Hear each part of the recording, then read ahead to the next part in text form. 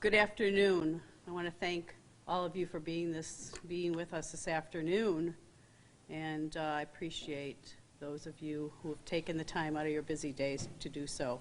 I want to thank Minority Leader Felder, County Executive Bello, Legislator Ernest Flagler Mitchell for being here today, and there's some other legislators that are here to join us today as well. So, I'm Carla Boyce, and I'm here today, and this has been a very interesting ride for me. And I'm speaking from my heart. I do have prepared remarks, but sometimes you don't know what you don't know. And until you look through somebody else's lenses, you have to look at your heart and what you believe is right. And so today, I stand here today to say that to all of you. So I want to thank all of you for being here. There's been much said about this local law I introduced in October of last year that was aimed at better protecting our first responders. The original intention behind this law was always to improve first responder safety.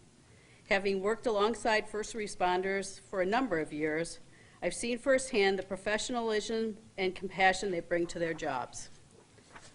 In passing this local law, I sought to bring awareness to the treatment of first responders and provide additional safeguards to ensure they return home safely to their families at the end of each day. I take to heart all the feedback I receive from my constituents in the greater community. In the month that passed between the introduction of the local law and its passage by the county legislature, there was limited feedback, with only 2 individuals speaking at the public hearing, and that's the one I'm referring to is the one that was at the legislative one, not referring to the one that the county executive had subsequently after that. I know there was a lot of people at that, and I wasn't there because it wasn't our public hearing, and so I just want to explain that. It was not until after the adoption of the local law I received much of the feedback. I've heard from people all over the community, people of different races, genders, age, professions, economic status, and political affiliation, some who agreed with the local law and certainly others that did not. These conversations were not always pleasant, but as an elected official, we don't just represent those who agree with us or voted for us. With each person I've spoken with, it's helped me to enhance my perspective on the issues brought to the forefront of this law. And I know that some of the people that are behind the press, I've had those crucial conversations with. I think Reverend Stewart is here. Thank you, sir, for being here. I appreciate it. Thank you. Thank you so much. So, again, it was never my intent to undermine police-community relations or disparage the minorities and people of color. These negative impacts undermine the true intent of the law, which was to improve overall safety of the community and first responders. Now, many of you know I've devoted much of my professional career to working with troubled youth in the city, many of whom have both positive and negative interactions with law enforcement. I've heard their stories, and I've shared their struggles, and I've fought for their futures. Looking through their eyes can better understand many of the concerns raised in the months since the law was adopted. One issue of particular concern also pointed out was the perceived vagueness by the public and law enforcement and other folks, and the potential it has to criminalize otherwise constitutionally protected behavior. Should this occur, a court challenge would undoubtedly have followed and resulting in legal fees and other costs, and I couldn't certainly subject that with regards to that to my constituency and the community. So in moving forward to repeal this law, it was always my desire to do so in a bipartisan manner, and so I appreciate all of you being here. Minority Leader Felder, although a critic of this law from the start, has kept an open and honest dialogue with me throughout this process. I'm proud to stand here today alongside Minority Leader Felder and co-sponsor this repeal legislation with him. Thank you so much, and I appreciate it. Thank you so much. Thank you, Ernest, as well. Thank you. Thank you. But this time, I guess we'll let Blackler. Good afternoon. It's good to stand here today and to announce that we will be repealing this law. You know, when it came up, first of all, the way we received it, I think it was like 4 o'clock in the afternoon, and I was livid from the beginning, and it's like, this is crazy when you look at the law, you know. And in college, I was a political science major, but pre-law concentration, and constitutional law 101 says that you can't, that the police have to be able to take certain things, you know, being cussed out by people, having the middle finger stuck up, in some cases even being yelled at and cussed at is protected speech. So as soon as I saw it, I said, this cannot be possible. And the legal department, at least under the last administration, wasn't any help, because when he asked them the questions, it was clear that the elements of the law were unconstitutional, but yet they still would not say that this is wrong. You know, we come to find out afterwards that they knew and believed it was wrong. So I don't think that the Republican majority was served very well either in passing this law. And I try to avoid demonizing people over stuff like this.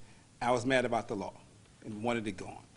But knowing Carla and knowing people who I know who have known Carla Boyce over the years, I didn't think her intent was to harm anybody. Be that as it may, the law still had the potential to do that. You know, particularly, you know, representing the district that I represent and growing up where I grew up, police community relations are very delicate thing. And we've gotten better. There's still some issues with the Police Accountability Board, you know, and the police don't really like that. But police accountability is important to me. But I also believe that police officers have a very difficult and dangerous job, and they have to be respected in their positions. So while I don't have a problem with the intent of the law, I had a problem with the content of the law. And so we were very intent about getting rid of it. You know, and spoke with Reverend Stewart, who's here, you know, and who's done work for the last 30, 40 years on the issue of police community relations. And we knew this had the potential to be bad. The public defender was against it. The sheriff, when I spoke to him about it even before it was passed, was against it. The police chief in the city of Rochester, the police chief in Brighton, the police chief in Gates, Chief Bello, all were against the law from the beginning. And so, and I'm wondering why the push to pass it. And it dumbfounded me that it was passed, first of all. But then after all of that, when the county executive signed it, after they held a hearing here that she was supposed to be at, she sent an assistant deputy county executive to, and then it didn't come up here, didn't have the, what I believe, didn't have the guts to stand up and listen to, sit here and listen to the people and what they had to say about the law before she signed it. And then as soon as the hearing is over, she goes downstairs and signs it. That bothered me, because I believe that in a democracy, that's not how things are supposed to work. You know, one-sided legislation. I mean, there are times we're not going to agree on everything, Democrats and Republicans. But if we're serious about trying to advance things forward for the benefit of all the people in the county, we have to be willing to work together and sometimes put aside what we want ultimately in terms of being so wedded to an ideology to actually get something that's workable and doable. And you know, we've seen that in some we see that with the climate change legislation that we passed, that we're going to pass, that we had a press conference about yesterday. So we need to be serious about the laws we pass and make sure that we take the perspective of everybody into consideration. I don't represent the same district Carl does, and vice versa. Our district is much more affluent than mine. So if we say that something is going to have a particular effect based on our understanding of our constituency and our experiences, those ought to be heard by everybody and ought to be brought into the equation before something is passed. It is in that exchange of ideas that we get to the truth and are able to pass things that are worthwhile. This legislation was never going to work. It was a lawsuit waiting to happen, and worse things could have happened from that. I mean, when you think of some of the things that have gone over the last few years in other places that thankfully we've been spared up here in Rochester with the police and the community, with shootings of unarmed citizens and other things. We've been spared that in this community. But having a law in the books where police can decide, I'm angry, I don't like what you did, and I'm going to arrest you, can cause all kinds of conflicts with the community. And that's what we saw. Legislative Flagler, myself, Representative Lamar, Barnhart, some of the others here saw that as a potential because we know what it's like out there. And so that's why we wanted this going. It wasn't anything personal. I don't take most things personal in politics because you'd be mad all the time. You know, you would never be able to get along or be able to work together. But this was problematic because of what I saw and what we saw as the potential of the law. And so we're glad that, you know, Carla, I think, called me before Christmas. So we've been talking since then.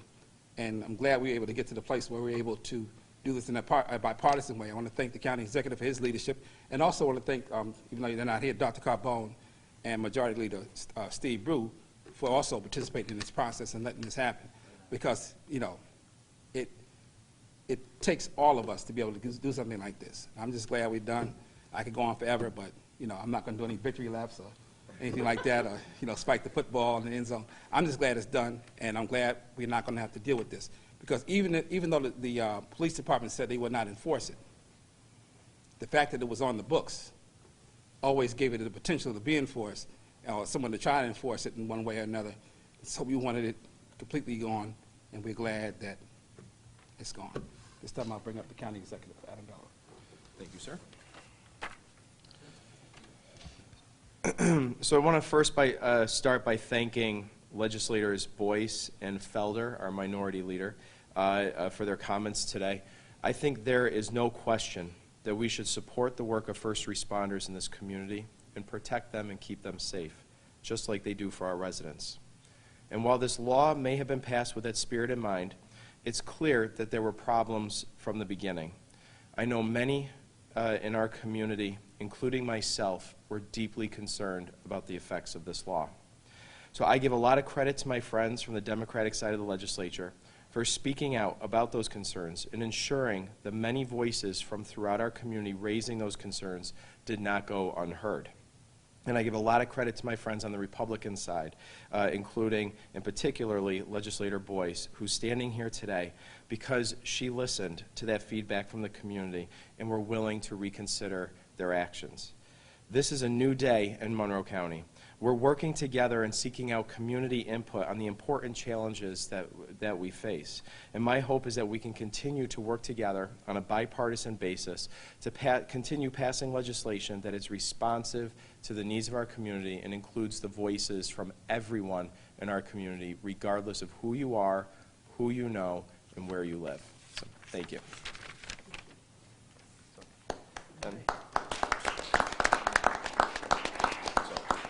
Does anybody have any questions? I just want to acknowledge all the county legislators sorry. here. Sorry, Rachel Barnhart, District 21, Howard Fisher, District 10, Justin Wilcox, District 14, John Baines, District 8. All right. I'm still learning the east side. Any questions? Yeah, I do. Carla, if you don't mind. Yes.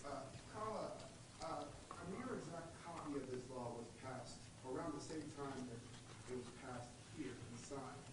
So my question is, where did you get the language for writing the law? Can you, with, Boone County passed a near exact copy of this law. Right. So did you get the language for this law from another source? you mean the original law? Or the original? Can we move forward from against, you know, we're moving forward, we're repealing it? Yes, I can tell you that, you know, we did do some research, and it was based on another county's law, but yes, to answer your question. Care to say where? At that point, I believe it was Nassau County? Yeah, if I remember correctly. Carly, you mentioned that the first, in the legislature, there were only 2 people who spoke out against it. This was a matter of urgency, if I recall correctly.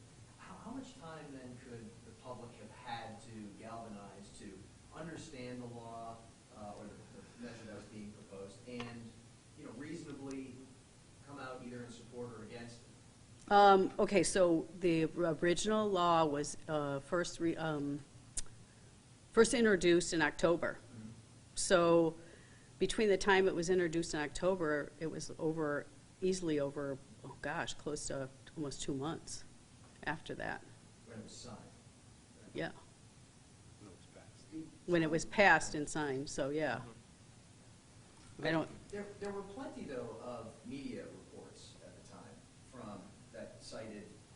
concerns of Democratic legislators, criminal defense attorneys, civil liberty lawyers. Were these taken into account by the Republican majority? At that time, yeah, of course, we listened to what people had to say, but I think that given the fact that it was my intent, my personal intent was to, safeguard as best we can our first responders and our law enforcement. Those are kind of things that, it's hindsight is 20/20, let's put it that way. And you have to look in your heart on some of these things, and most times, there's people that will come out against you, and you just, I guess that you just have to wait and ruminate on it, and then think about it and say, what's the best thing to do? And yes, it took some time, and I think, it took some courage too. I mean, sometimes it takes some courage to say that I was wrong. And I think that people, the people that I met with, I think that, Reverend Stewart, I met with Reverend Stewart and some other people in the community, and I just didn't see it through another lens. So let's talk about it. We learn from our mistakes. And I appreciate it. What time did you make that realization?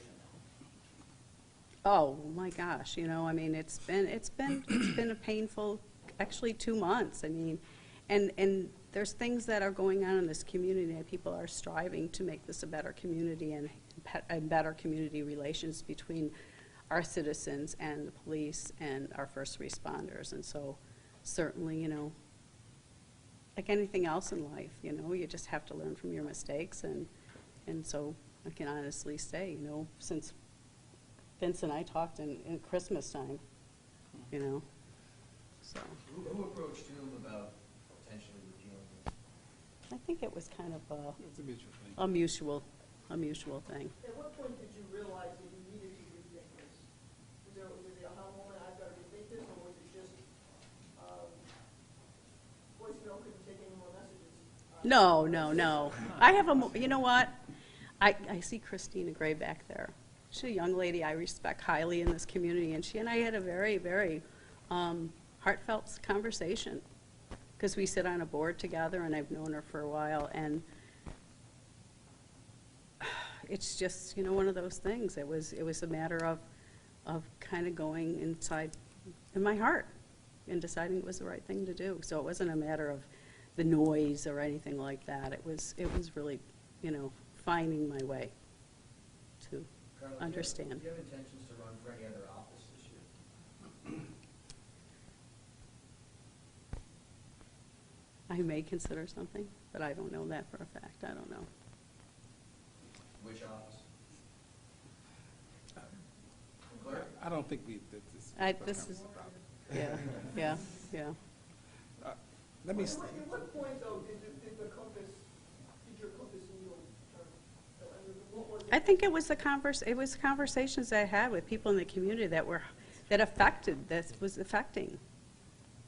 So yes, and I'm going to again point to Reverend Stewart. I'm going to point to Ms. Gray. I'm going to point to people that I had conversations with that live in this community, and they really felt strongly, and I didn't see it from that way.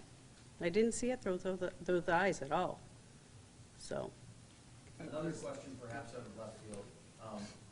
Last time there was a divided county government was 30-something years ago, somewhere around there.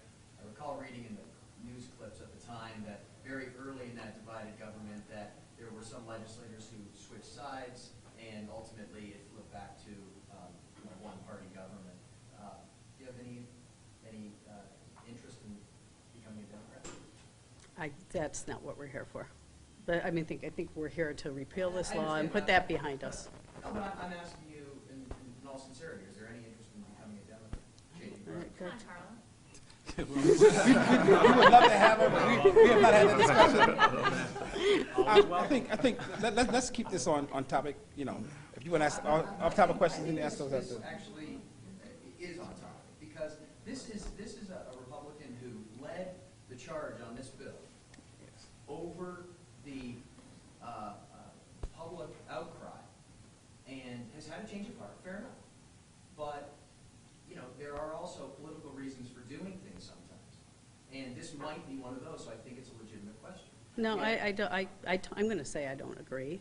I think that, sometimes you got to put the politics aside. And you have to, I grew up with knowing what was right and what's wrong, okay? And so when you have those crucial conversations, just like we did last month, when we talk about diversity in some of the departments in the county, and we talk about diversity that needs to be represented, I think those are conversations that we all have to have in this community. And it's not good enough to say that you're not a racist, but you have to be anti-racist. And so I think this is a step forward to be courageous and start doing those kind of things. Let me say this. I said before that the Republican majority was not very well served by the legal department. When we talked about the law, I sat there. I was sitting there. And I asked pointed questions to the county attorney. Well, if I walk up to a police officer and stick my middle finger up, is that a violation of the law? No. Well, that's going to annoy him. If I cuss at him, that's going to annoy him. So on its very face, asking those questions, it made it very clear the law was unconstitutional, yet they continued to say that it was. Probably on direction of the former county executive. But the fact is, they were not told the truth by the legal department. And then we found out afterwards that they knew it was wrong. And they just didn't say anything. So what you have to understand is, you're only as good sometimes the information that you get. And also, it is a question of sensitivity sometimes when you look at the fact that we're saying, particularly as African Americans, that this law will have a negative effect and people don't want to listen. That happens a lot in America, Been going on for several hundred years. And so I think that the need to really be able to look at something through someone else's lenses and say, okay, I don't live in the city of Rochester. I don't live on North Clinton Avenue, or I don't live on Parcells Avenue or in the 19th Ward. I may have a different perspective on the police from someone who lives in Pittsford or Minden or Penfield, because we have a different relationship. And so it takes that understanding. And I believe Carla's come to that understanding now, and that's why she's been willing to lead the charge. And which is important because she was the one who led the charge for the bill. Whatever other considerations she may have, I don't know what they are. And that's really, to me, what's important to me today is that we repeal on this law. Right. Whatever she decides to do in the future, that's something that she'll decide. Even if it's already in her mind, I really don't care. I'm concerned with making sure this law is off the books. Right. That's right. Or anyone who wants it, what defines a matter of urgency? Well, it's a very subjective thing, and I think that's one of the problems with this law was it passed as a matter of urgency. A matter of urgency means something that's so important that it has to be done now. It can't wait. It can't. And I think that this law, and to quote the sheriff, was a solution in search of a problem. I think the fact that it was done as a matter of urgency is one of the things that kept the level of opposition that you saw at the hearing before former County Executive DeNelfo signed it would have been at the hearing in these chambers Can I jump in? initially if we had known ahead of time. A point of clarification on the timeline. This was introduced in October. We voted on it in November, right after the election. This got almost no attention. I think there were only 2 news stories on it, and I know because One of them was yours. Yeah, City did something. I think Channel 8 did something. We were really trying to get attention for that. I was trying to get attention for the inmate phone call thing. Everyone was really lost in the noise of the election. It wasn't until Cable Act was introduced, it wasn't until people really started focusing on things that the county legislature was doing that all of a sudden you saw tons of protests when people figured out what was going on and things that were happening in this chamber. But the timeline, people really didn't protest this until after it was passed. And we saw the opportunity to have a public hearing with the county executive as kind of the second bite at the apple. And people took that bite. And that's when you saw, a lot of community noise. But there really was no noise before this. And I think that's caught up in the... No, it's asked about, are there guidelines for matters of urgency? Well, I think it's up to the president of the legislature to decide. So it's subjective. It's subjective. So It should, I mean, technically there are guidelines, but then the reality of it is the president of the legislature has a certain level of authority, and he can call something a matter of urgency, whether we agree with it or not. And we ask a lot, why is this a matter of urgency? But if he deems it so, And technically, this was deemed as a matter of importance. So this came in, this legislation came in after the deadline at the clerk's office, and we put it in. But he, again, was willing to work with us on that. So ordinarily, the legislation would have gone in October. If it had come in October, it would have gone through the October committee cycle, which would have meant it could not have been, wouldn't have been voted on until December. And so that's what it did. It truncated the time frame for that.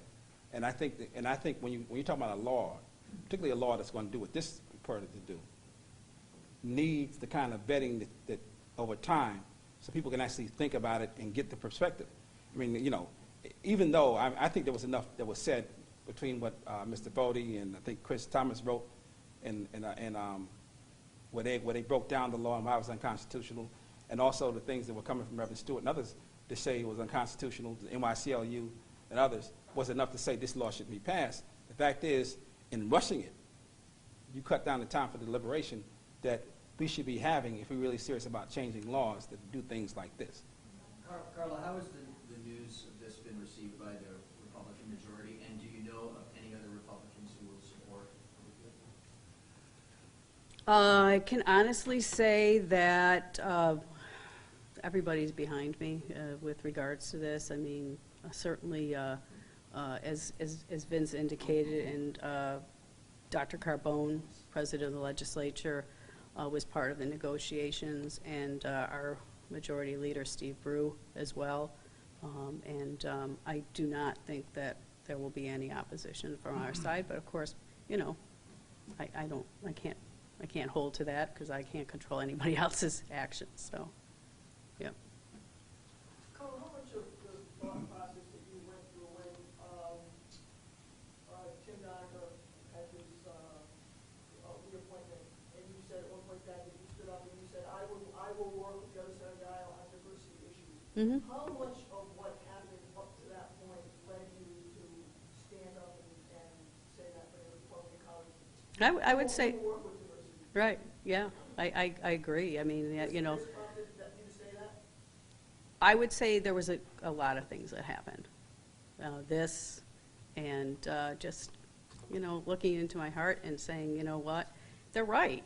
I mean, it's really hard. I mean, over the years, I've been to court with young folks of all races and ages, and for them to, you know, have fair representation and having somebody stand by their side, somebody that might understand a little bit better what they've gone through, certainly would be, you know, something that I would, you know, fully support. And I know that County Executive Bello has, you know, decided that one of the things that he would like to do is to bring back a chief diversity officer. And I think it's important. I think that a lot of our departments in the community in the county do struggle with hiring people of color. And I don't know why. I wish I had the answer to that, but I think we're going to make a concerted efforts, you know, on both sides of the aisle, and I know that Mr. Bello is going to do that. Anything else? All right, thank you, everyone. Thank Thank All right, you. thank you, everybody.